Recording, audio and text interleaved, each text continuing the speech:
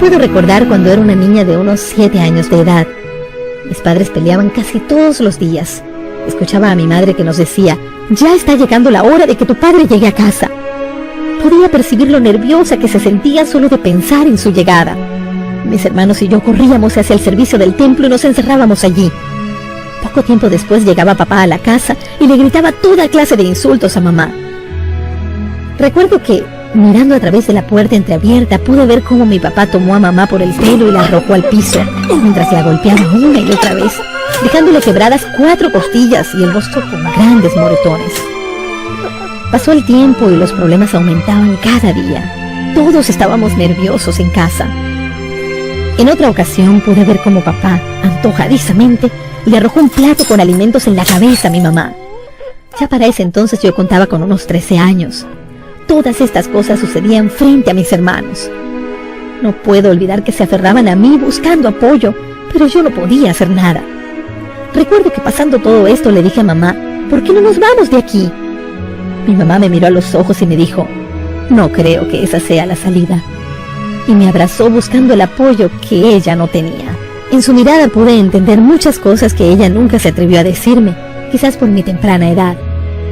Sin embargo, un día mamá, cansada de tanto abuso y maltrato, nos dijo: cuando su papá se vaya al trabajo, nosotros nos iremos de este lugar.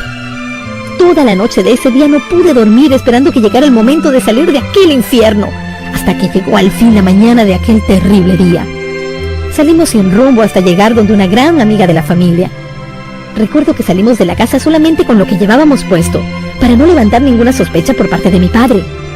Allí, en casa de la amiga de mi madre, conseguimos ayuda, y de esa manera nos separamos de mi papá. ¡Al fin somos libres!, pude gritar. Comenzamos una nueva existencia. Tanto mis hermanos como yo teníamos una vida en familia, pero sin papá. De todas maneras, papá nos hacía falta. Pude observar a mamá muchas veces llorando y pude entender que extrañaba a su esposo, y nosotros a nuestro padre. Pero debíamos adaptarnos y tratar de olvidar al hombre que, más que padre, se había convertido en nuestro verdugo, que nos estaba matando lentamente en un silencio maldito. Pude ver cómo mamá se abría paso en el difícil camino de la vida. Hasta que un día llegó a nuestra casa un supuesto amigo de ella que había conocido en su trabajo. Recuerdo que nuestra madre nos hablaba de él, diciéndonos que había conocido a alguien que era muy caballeroso y muchas cosas más. Claro, propias de una persona enamorada. Mi madre comenzó una nueva relación. Todo comenzó muy bien. Pasaron los años. Ella se enamoró del señor y contrajeron matrimonio. Este es el segundo hombre que llegó a nuestro hogar. Tanto mis hermanos como yo teníamos bien claro en nuestras jóvenes memorias todas las escenas del primer matrimonio de nuestra madre. Pero este nuevo tenía algo en especial, y era que él no venía solo, sino que traía 2 niños que había procreado en otro matrimonio fracasado. Eran como si de 2 choques de vidas recogíamos las partes para construir una nueva. Debíamos acostumbrarnos a una nueva vida, compartir nuestras habitaciones y quién sabe cuántas cosas más. A veces nos cohibíamos de acercarnos a nuestra madre cuando él estaba. Comencé a percibir que él sentía celos de nosotros y empezó a prohibirle que nos hiciera ciertas cosas a las que ella nos había acostumbrado. Pero más que eso, empecé a notar que se pasaba tiempo observándome. Recuerdo muy claro que ya tenía 15 años, y esa situación me hacía sentir desesperada, sin saber a quién acudir para contarle este problema que se veía venir y que desde ya me estaba sumergiendo en un silencio agonizante. La mirada de ese hombre era penetrante. Me refiero a las miradas que desnudan a sus víctimas. Eso me desconcertaba. Y ahí comienza mi calvario, y no solo el mío, sino también el de mis hermanos, que no se atrevían a decir nada fuera del círculo que habíamos hecho como único medio de defensa contra cualquier invasión. No obstante, a mí sí me lo decían todo, porque no se atrevían a acercarse a nuestra madre, ya que como todo hijo que ve el lugar suyo invadido, sentían celos también. El tiempo siguió pasando y con tan poca edad, ya la vida me colocaba frente a otra guerra. Aún no estábamos preparados para entrar en otra situación conflictiva. Como familia fuimos prisioneros de la soledad y mi mamá también como mujer. Pienso que todos éramos cautivos de un silencio desgarrador. Un día en que mi madre salió me quedé sola en la casa, pues mi horario de estudio era diferente al de mis hermanos. Nunca me imaginé que mi padrastro estaba en casa, pues era hora de trabajo. Él fue el primero en enterarse que estábamos solos. Entonces salió de su recámara y se dirigió muy despacio hacia donde yo estaba en la cocina, y con la fiereza de un animal hambriento se abalanzó sobre mí tomándome por sorpresa y sujetándome los brazos. Así me sometió. Sentía que me estaba haciendo daño y algo más, algo que toda joven de mi edad puede entender. A esa edad podía establecer una diferencia muy clara entre lo que es correcto y lo incorrecto. Después de sostenerme por unos 10 a 15 segundos, se retiró de su habitación nuevamente, dejándome paralizada con un nudo en mi garganta y preguntas sin responder. Salí corriendo hacia mi habitación, cerré la puerta y lloré. Allí me quedé bajo un temor agonizante y un silencio mortal. No pude ir a la escuela ese día. Mamá llegó a la casa después de un largo día de trabajo. Esperé todo el día para tener un poco de privacidad con ella y contarle lo que había sucedido, lo cual me fue imposible porque mi padrastro, consciente de lo que había hecho, no la perdió de vista ni un instante, y cada vez que lograba acercarme un poco a mi madre me controlaba con una mirada asesina. Desde ese entonces me sentí incómoda en mi propia casa. Comencé a sentir aquella ansiedad que antes había tenido cuando niña, pero ahora la cosa era un poco diferente. Ya sé dónde estoy y quién soy, pero tengo miedo de lo que pueda suceder. Me siento insegura. Cuando voy a la cocina, siento aquello que sentí cuando mi padrastro se me acercó aquel fatídico día. Mi mamá me pregunta qué tengo cuando me nota distraída y no le puedo contestar, porque me siento bajo la mirada amenazadora de ese hombre. Cuando siento que me observa, todo se revuelve dentro de mí. Siento un asco nauseabundo y mi temor no es solo en la cocina, sino también en mi habitación, en el baño, en fin, en cualquier lugar de la casa donde me encuentre sola. Aún en mis sueños tengo pesadillas en las que alguien me persigue. Son muchas las noches que me he levantado asustada, nerviosa, como si me faltara el aire. No sé lo que me está pasando. No sé hasta cuándo podré cargar yo sola este silencio destructor. Mi mamá todavía no se entera, porque después del primer divorcio ella ocupa más tiempo con su esposo que con nosotros. Sé que tiene una responsabilidad para con él como mujer, eso lo entiendo. Mis hermanos y yo no queremos ser egoístas. Ella merece ser feliz al lado de una persona que la ame, pero debió ser vigilante de lo que podía suceder a espaldas suyas con sus hijos. Aunque parece que el cambio de matrimonio fue solo un cambio de prisión, ella volvió a ser una prisionera. Eso me duele, y creo que mamá no nota lo que es o lo quiere disimular.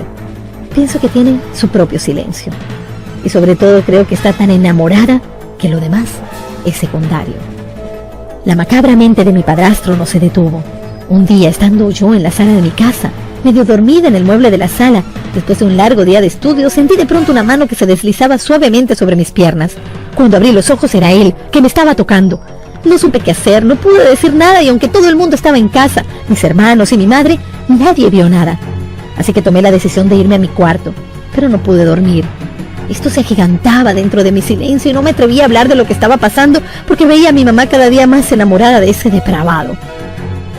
Un día, mientras mamá estaba tomando el desayuno con nosotros en la mesa, tomé la decisión de escribir una pequeña nota en la cual explicaba todo lo que me estaba sucediendo. ¿Saben qué? Mi mamá no creyó nada de lo que le escribí en aquella breve nota. Sentí que mi silencio ya me estaba venciendo al tiempo que mi alma se endurecía.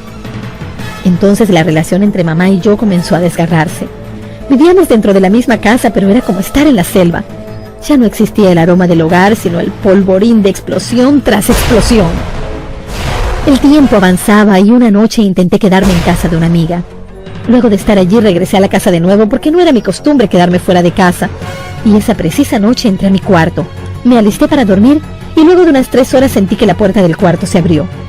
Sin embargo, pensaba que era un sueño porque ya me había dormido, pero era él, que dejando a mi madre en su recámara, se lanzó como una bestia en busca de su presa en medio de la oscuridad. Esta vez, sin embargo, fue diferente, porque el cazador hablaba con su víctima. Me susurró al oído: tú me perteneces, yo soy el que sostiene este hogar y todo lo que hay aquí me pertenece, y tú eres parte de este contrato, tú y tu madre son mías. Te estoy observando desde que vine aquí, pero veo que no quieres cooperar en nada, y lo mejor que has hecho es no decir nada, porque si abres la boca te puede ir muy mal, y a tus hermanos también.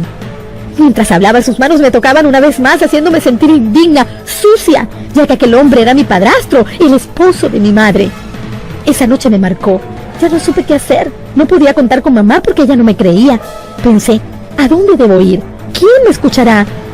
Esto abre un nuevo episodio en mi vida. Debo marcharme de la casa. Conocí entonces a una amiga en la escuela, la cual me brindó su amistad y con ella la oportunidad de alejarme de aquel lugar que se convertía en continua amenaza para mi integridad física y emocional. Ahora entraba a un mundo incierto y envuelto por un silencio de remordimiento. Al salir de la escuela tenía que trabajar, hacer mi propia vida. Ya no contaba con mi familia porque ni siquiera saben dónde estoy, y creo que en todo este tiempo no lo sabrán. ¿Se imagina cómo me siento? Creo que no. No me juzgue, por favor. He sido forzada a tomar esta decisión para poder romper con un silencio que me consumía y amenazaba con exterminarme. Un día, aún estando en casa de mi amiga, me sentí sola, sin mi familia y más que todo ello sin mi padre, que a pesar de que tenía años sin verlo, lo necesitaba. No me importaba cómo se había portado con nosotros, necesitaba protección, consejo. Lo perdí todo. Quedé a la intemperie, a merced de un terrible frío que cala hasta lo más profundo de mi alma. Si tuviese a mi padre, otra cosa fuera, y el cobarde de mi padrastro lo había pensado 2 veces antes de haberme tocado. En medio de esa soledad, mi amiga me invitó a ir a una fiesta con otros amigos que ella conocía, y aunque mi cuerpo estaba allí, mi mente vagaba. No era yo la que estaba allí. Bien sabía que ese no era mi ambiente, ese no era mi lugar, esas no eran mis gentes. Por eso, aunque estaba en medio de una fiesta, me sentía sola, vacía y triste. Parecía una tonta. Estaba tomando limonada mientras los demás ingerían alcohol. Para todos ellos, eso era tonto. Mi amiga se me acercó y me dijo: para que puedas pertenecer a este grupo, tienes que tomar lo que ellos toman. Y como yo quería entrar en su onda, accedí a la sugerencia. Comencé a tomar alcohol. Pasado el tiempo, era para mí algo normal hacerlo. Luego cambiaron de alcohol a droga, lo que al comienzo no fue fácil, pero al hacerlo con tanta frecuencia se me hizo un hábito y comencé a sentir que me faltaba más. Ya no era suficiente lo que estaba consumiendo. Perdí algunos días en mi trabajo, por lo que me expulsaron del mismo, pero nada de eso podía detenerme. Buscaba entre los amigos que me habían introducido a la droga, pero me decían: si quieren más de esta, tienes que comprarla. Pero no tenía trabajo, ni familia. Estaba cayendo ante la temida soledad y casi en el desprecio. Estaba siendo devorada por el vicio, bajo el silencio de los demás. Así fueron pasando mis días y también mi vida. Me sentía atrapada y me decía a mí misma: soy una víctima más.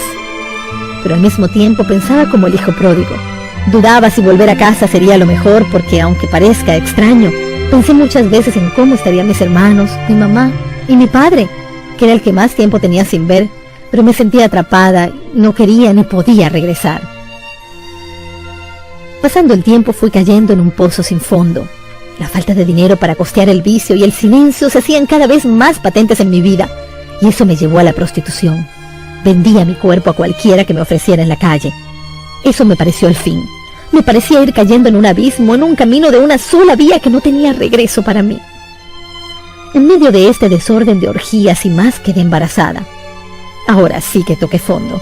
Nada podía ser peor para mí, ni siquiera iba a poder reclamarle a nadie porque no sabía quién era el padre de esa criatura que estaba esperando. No era cosa de juego. Iba pasando de un mal a otro sin pausa para reflexionar.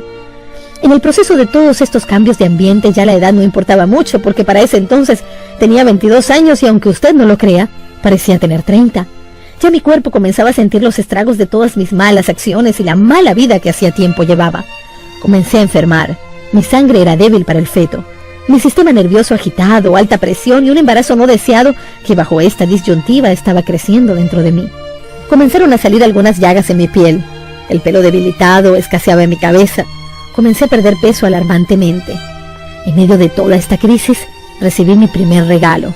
Una brutal golpiza propinada por uno de mis malhumorados clientes porque, no les dije, tenía que seguir trabajando para poder subsistir. Días después se unió otra nota negativa a mi desgracia. Fui echada de la habitación que ocupaba. Ahora, completamente en la calle, no podía buscar clientes y con 5 meses de embarazo menos. Pero ¿a quién le importa eso? Fui al médico durante esos 5 meses una sola vez, porque tenía miedo que al conocer mi situación me despojaran de mi criatura al nacer. Cuando al fin lo visité, me diagnosticó una anemia crónica.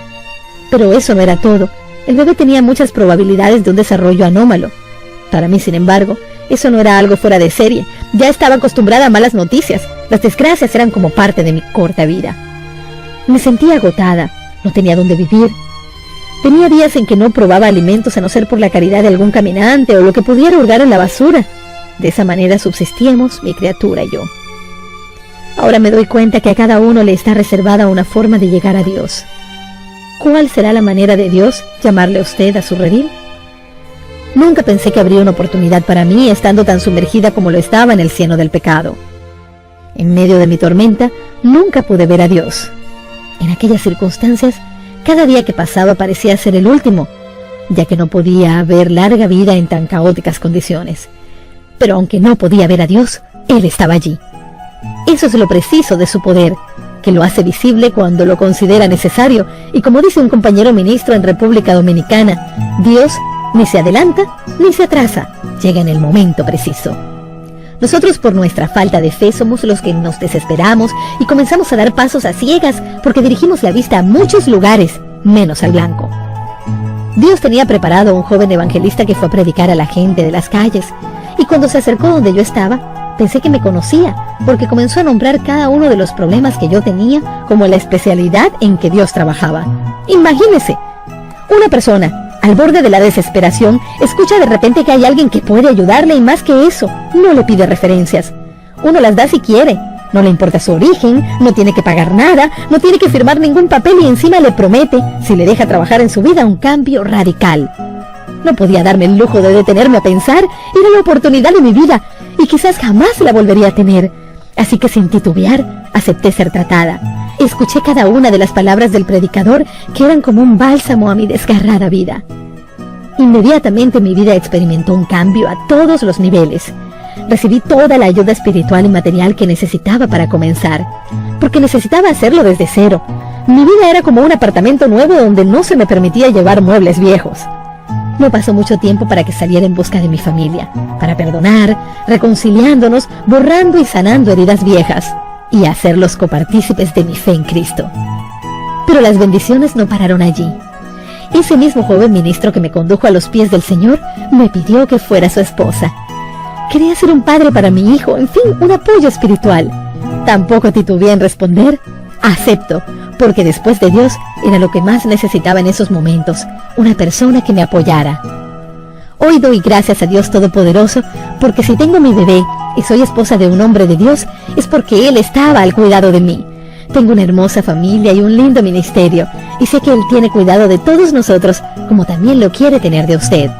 Soy una sobreviviente de las circunstancias, y sé que el regalo más grande que el Señor me ha dado es el don de sobrevivir. Sé que usted, que ha podido leer esta historia, de una u otra manera tiene una historia de supervivencia, porque todos venimos de algún lugar. Es probable que su vida no sea como la mía, pero si busca bien dentro de la misma, de una u otra forma, notará que ha sobrevivido. Puede que sea en su relación matrimonial, en su ministerio, en su trabajo, etc. Nunca olvide que Dios tiene un plan para todos. Solamente déjelo obrar.